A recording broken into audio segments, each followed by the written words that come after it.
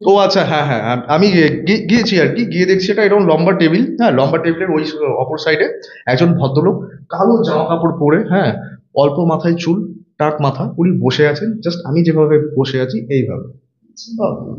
बैठ नमस्ते सर। बैठ बैठ बैठ बैठ, कहाँ से? कलकत्ता। कहाँ से? कलकत्ता। घर में कौन कौन है? पापा तो नहीं है, पापा रिसेंट गुजर गया। मम्मी है। I have a sister. करता क्या है वो? और सब पढ़ रहा है सर। तू कलकत्ता से सब कुछ छोड़ के इधर आ गया? স্যার, ये मेरा पैशन है। তখন উনি যে কথাটা আমাকে বললেন যে তুমি সবসময় সাকসেসফুল তখনই হবে যখন তুমি বাড়ি থেকে বেরিয়ে অনেক দূরে যাবে, তখন তুমি নিজেকে নিজেকে চিনতে পারবে যে তোমার কাবিলিয়ত, তুমি কতটা দ্যাট ফাইট করার তোমার মানসিকতা কতটা, তোমার পকেটে পয়সা তখন থাকবে না। অনেক ক্ষেত্রে তাই হয়, অনেক আবার যারা বড়লোক বাবার ছেলে হয় তাদের তো ছেড়েই দিলাম।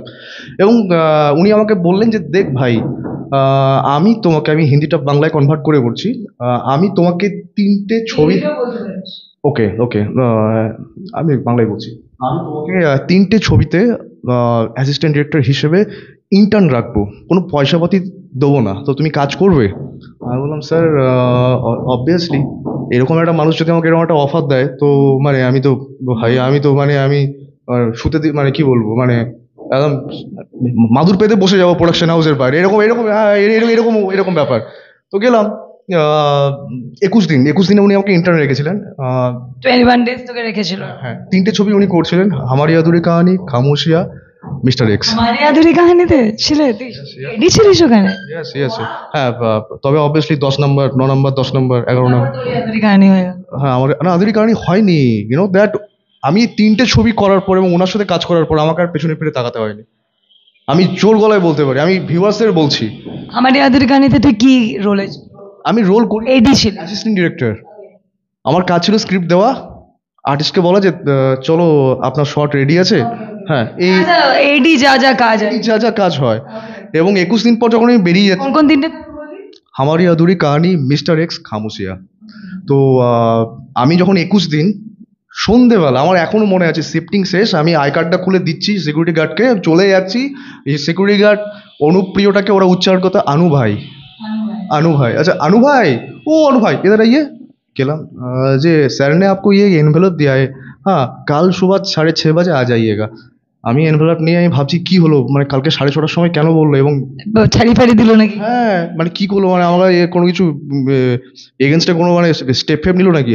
আমি গিয়ে হন্তদন্ত হয়ে ল্যাম্পপোস্টের আলোতে যখন আমি এনভেলপটা ছিঁড়ে যখন দেখছি, 1,90,000 টাকার একটা চেক ছিল। That's great.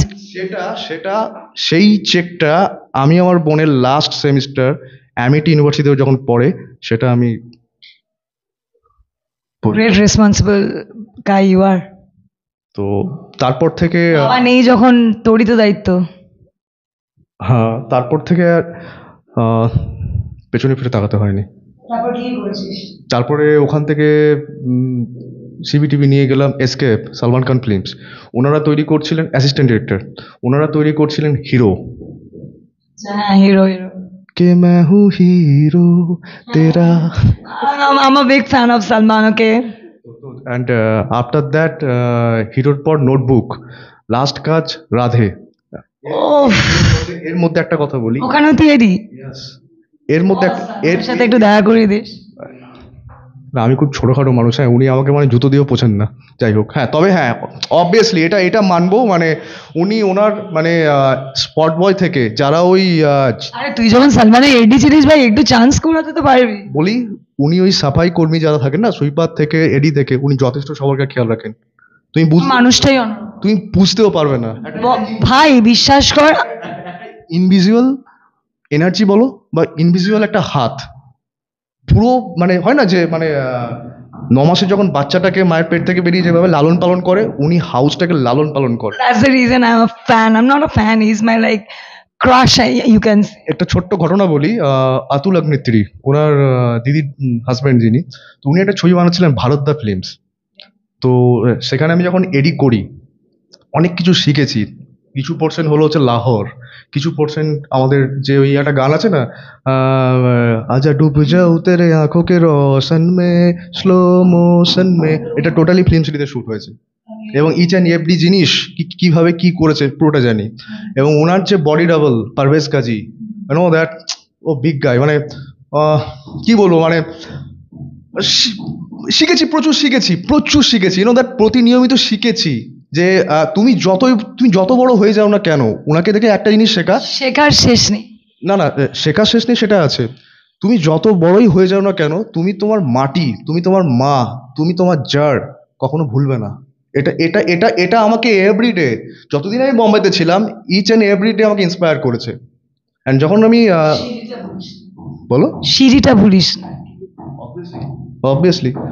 আর আমি যখন একটা ছোট্ট এক্সপিরিয়েন্স বলি, আমরা যখন লাহোরে শ্যুট করছি, আমরা যখন ওয়াগা বর্ডার, যেটা কিছু পোর্শন ওখানে আছে, যেখানে ওই ভারত পাকিস্তানের যে ডিভাইডারের যে ব্যাপার যেগুলো হয়েছে, ওখান থেকে আমি একটা জিনিস যেটা শিখেছি, আমি ওয়েদার কোড এটাকে কি জানতাম না। ওয়েদার কোড মিনস হচ্ছে, ধরো দেখানো হচ্ছে 1947, যে পার্টিশন, সেই সময় একটা যেগুলো হচ্ছে, সেই যে পাঞ্জাবি, সেই যে প্রপস, সেই যে রেল ট্রেনের যে হ্যান্ডেলস থেকে শুরু করে বসার, সেগুলোকে আমরা নিজের হাতে হাতে হাতে করে সেগুলোকে কালারিং থেকে শুরু করে, আর্ট ডিপার্টমেন্ট যদিও বা ছিল, আমরা প্রম করে বলতাম, মানে আমাদের কাছে ইয়ে থাকতো, তোমার ওটাকে কি যেন বলে, স্ক্রিপ্টিং ওয়াইজ থাকতো।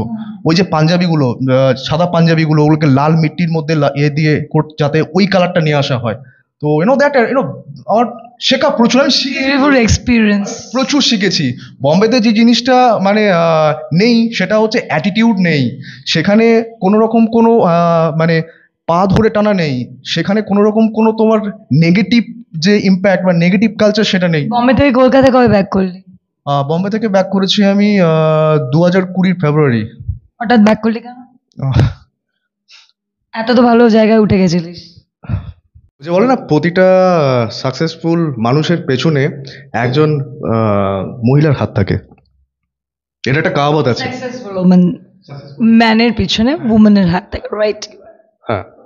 তো যেরকম আমার পেছনে যেরকম, মানে আমি জীবনে একজন ওম্যানকে পেয়েছি, সেটা তোমার জরুরি নেই সেটা তোমার মাও হতে পারে, সেটা তোমার বোন হতে পারে, সেটা তোমার গার্লফ্রেন্ড হতে পারে, সেটা তোমার দিদি হতে পারে, সেটা তোমার গুরু হতে পারে, যে কেউ হতে পারে। আমি আমার মাকে যেভাবে দ্যাট, আমি আমার আপস অ্যান্ড ডাউনস, আমার জেব খালি, যেভাবে মা আমাকে সাপোর্ট করেছে, আমি কখনো ভগবানকে চোখে দেখিনি, কিন্তু ভগবান হয়তো মা রূপে আমাকে মানে যেভাবে গাইড করে যাচ্ছেন স্টিল নাও।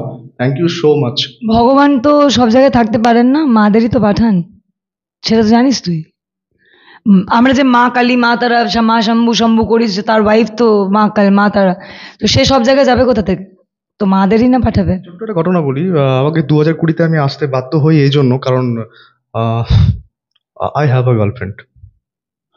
গ্রেট। এবং গার্লফ্রেন্ড মানে মানে কি বলবো, আই হ্যাভ না, হ্যাড, পাস্ট টেন্স হয়ে গেছে। পাস্ট টেন্স হয়ে গেছে সেই জন্য, কারণ সে অলরেডি মানে